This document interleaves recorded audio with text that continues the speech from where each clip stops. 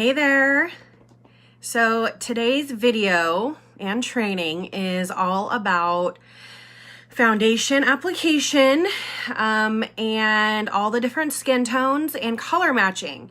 And this is specific for the SeneGence MUA program. Okay, not the Elite program, but the standard first MUA program. So this is going to be the first training, the first segment. And it's going to be about, I think, 4 or 5 weeks worth of different segments. And I'm going through the entire program for you guys. So if anyone is interested in doing the program, you can watch these videos and know what all of this means. Because I know when you print it out, you're like, what does this mean? What do they want me to do? Okay, it can be overwhelming because I did it myself. All on my own, had no clue what I was doing. So this will be very, very helpful. So I'm gonna dive right in and I'm going to talk about color matching, and I'm gonna be talking about color matching for light skin and women of color, because you identify how to color match differently. And so with lighter skin, when you are doing a color match, and you're going to be doing this in person, right? Because you have to do the application. What you want to do is, they call it the vein method, right? And this is kind of to determine if they're cool or warm tone or even a neutral.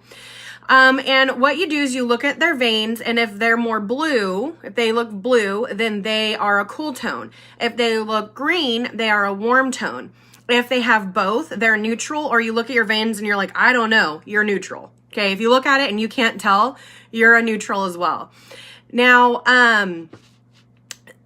there's another way that you can do it that is a little easier and maybe less stressful, is we've all heard of the jewelry trick, right? Where if they wear silver, they're cool. If they wear gold, they're warm. If they wear both, then they're a neutral. That's a quick and easy way to determine that. And you can stalk their page. I do a lot with my clients. I'll stalk their Facebook or their Instagram and take a look at what they're wearing. And if it clashes or if it goes well, you know, you can do something like that beforehand, before you meet with them. So you kind of have an idea of their coloring.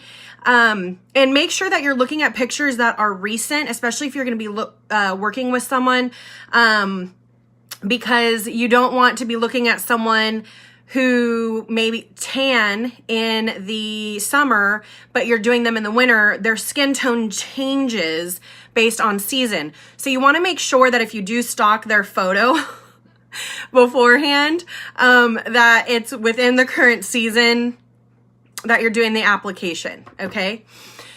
So those are the ways. Now, after you identify if they're cool, warm, or neutral, what you want to do then is you want to do a swatch, and you want to take one from light, medium, and dark in that category. So, you know, it could be that you do a stripe of porcelain, you do a stripe of dewy, and you do a stripe of tan, okay? And you just do 1, 2, 3 here. You let it set. Okay, because our products oxidize. Oxidize means that as it dries, it changes color.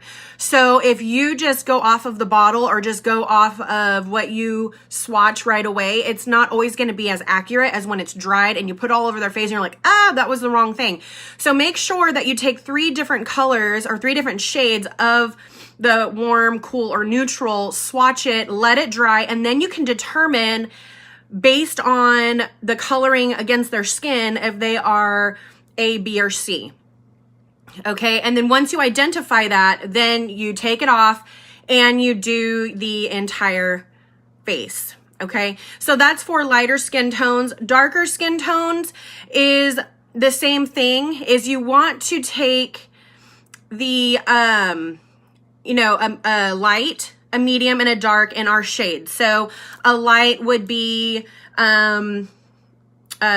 cinnamon, a medium would be coffee, a dark would be truffle, and you would swatch it again, let it dry, because again, it oxidizes, and then you'll make your determination. Sometimes you even have to mix to get the correct coloring. So if you see that they're kind of in between 2 colors, try mixing them and put it on, and it'll match their color better.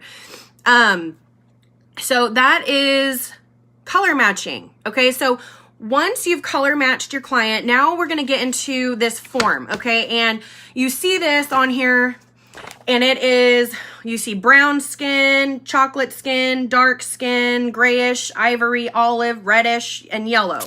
And you're probably like, what in the world does that even mean? Okay, I'm going to tell you. Okay, so I actually had a bunch of graphics, but my husband, he got called away. And so I'm going to try to input the graphics into this video once I'm done, so you have an idea. But I gave a couple of examples. So brown skin tone, and I am using celebrities so you can kind of have an idea. Brown skin tone is like an Eva Mendes. Okay, so she has that beautiful brown skin. That is a brown skin tone. So when you are looking for a model for your brown skin tone, look for someone like Eva, okay? You want that beautiful brown skin. Now, chocolate skin tone, try to think more Beyonce, okay? Beyonce is more chocolate. And then a darker skin tone, think Lupita Nyong'o. Okay, the actress Lupita Nyong'o. She's also, I believe, the Prime Minister's daughter of Kenya. So look at her, and that is a dark skin tone. Okay, so that's the difference between brown, chocolate, and darker skin tones. So when you see that on this sheet, now you have a reference of people that you can go and just Google quickly and see the different shades and who you're looking for as a model.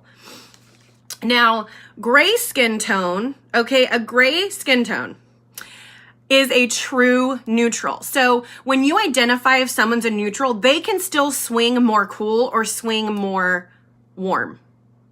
Okay, yes, it's kind of what everyone says, neutrals can wear everything, and that's pretty true, but you can still have where you lean more warm or lean more cool. So you may have more favorite colors in the cool category than you do in the warm, and vice versa. The only true neutral is where someone has zero color under their skin and it has a grayish undertone. That's what I'm talking about. And when I'm talking about a grayish undertone, I'm talking more of Anne Hathaway. Okay, Anne Hathaway is straight, just pale. Okay, there's real no undertone there. So any color that is shown on her face, it is brought by makeup. Okay, so that is an example of a grayish undertone or grayish skin tone. Okay, so think kind of Anne Hathaway, very pale with no pinky undertones or any yellow undertones. Yes, pale people can have yellow and pink undertones. So make sure that they don't have either. And that is a grayish undertone. Okay, or grayish skin tone. Now, ivory skin tone. Now, ivory is basically light skin, right? Light skin tone, but it, again, can go with a pinkish or a yellowish undertone.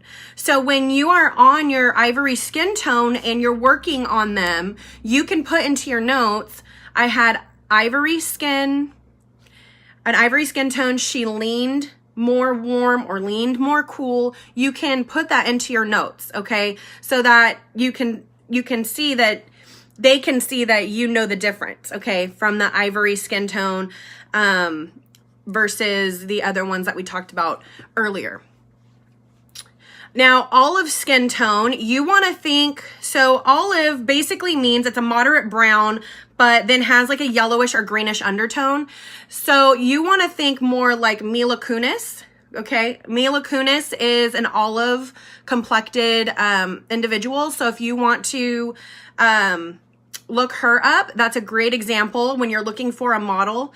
Oh, and my ivory skin tones, I'm sorry, I did not tell you my people. So for ivory skin tones, if you're looking for an ivory with a warmer undertone, you're looking more like Gwen Stefani. If you're looking at someone who is an ivory with a more cool undertone, you're looking more Nicole Kidman. Okay, so that's the difference. And I'm going to do my best to add the graphics to this video once it's uploaded and I can import or input the pictures. So the next thing is a reddish undertone or a reddish skin tone. And this is where an individual has some redness coming through their skin. And it's not like rosacea. Rosacea is different than having a reddish skin tone, okay? So rosacea is usually in a designated area, whereas ruddy skin is going to be all over the face, okay? So you want to make sure that when you're using with reddish undertones that the person has red on their face, and what you're going to want to be using is green concealer, which neutralizes the red, right? And then or our tinted moisturizer, because the tinted moisturizer has green concealer built into it. So they want to make sure that you understand how to neutralize that redness. So it's important to know that, and to know those things that, you know, if you don't have green concealer but you have a tinted moisturizer on hand, you know that there's tinted moisturizer or green concealer built into it, so you can use that to neutralize the red. And let me just tell you, I have done green concealer on an entire face and it did work out. But if you don't want to scare your client, if this is the first time they're working with you and you don't want them to look like Shrek and freak out, then just use the tinted moisturizer, because it will neutralize the red, okay? And it works really, really great. And the last one is the yellow skin tone. So, think yellow skin tone. Lucy Liu has a yellow skin tone. And then Giselle Bündchen. Look them up. They both have yellow skin tones. So it's on the warmer side of the wheel, and there are let's see. Okay, that doesn't matter. Sorry. I went off on a tangent on my little paper, but that didn't matter.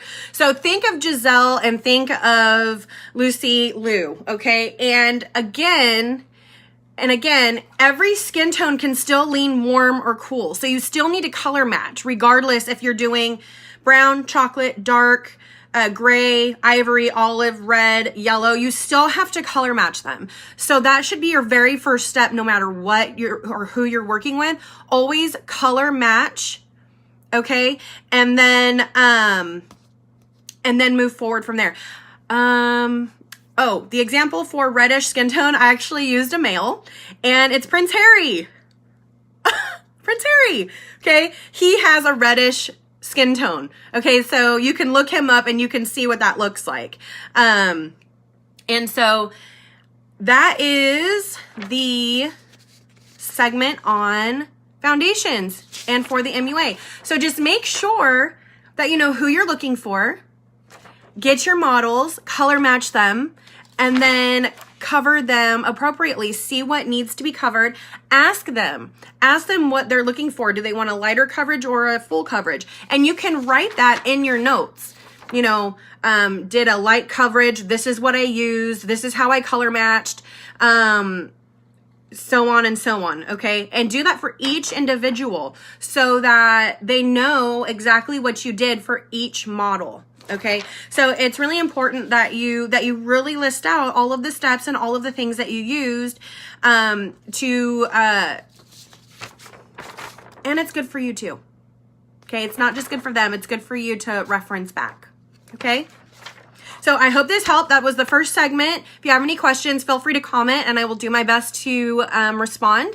But other than that, have a great day.